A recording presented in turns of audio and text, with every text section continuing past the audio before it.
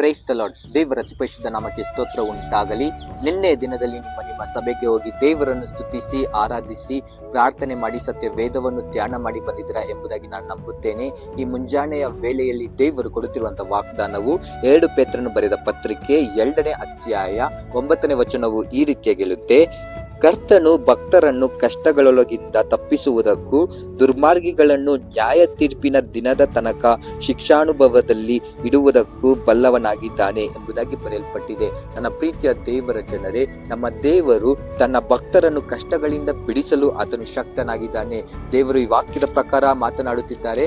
ಕರ್ತನು ಭಕ್ತರನ್ನು ಕಷ್ಟಗಳಿಂದ ತಪ್ಪಿಸುವುದಕ್ಕೆ, ದುರ್ಮಾರ್ಗಿಗಳನ್ನು ನ್ಯಾಯ ತೀರ್ಪಿನ ದಿನದ ತನಕ ಶಿಕ್ಷಾನುಭವದಲ್ಲಿ ಇಡುವುದಕ್ಕೆ ಬಲ್ಲವನಾಗಿದ್ದಾನೆ ಎಂಬುದಾಗಿ. ನನ್ನಲ್ಲಿ ಅನೇಕ ರೀತಿಯಾದ ಕಷ್ಟಗಳನ್ನು ನಾನು ಅನುಭವಿಸ್ತಾ ಇದ್ದೇನೆ, ನನ್ನನ್ನು ಕಷ್ಟದಿಂದ ಬಿಡಿಸಲು ಯಾರಿಂದಲೂ ಸಾಧ್ಯವಿಲ್ಲ ಎಂಬುದಾಗಿ ನೀವು ಹೇಳ್ತಾ ಇದ್ದೀರಾ.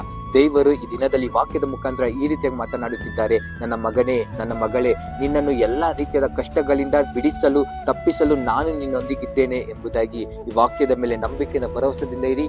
ದೇವರು ನಿಮ್ಮನ್ನು ಆಶೀರ್ವಾದ ಮಾಡಲಿ. God bless you. Have a blessed week ahead.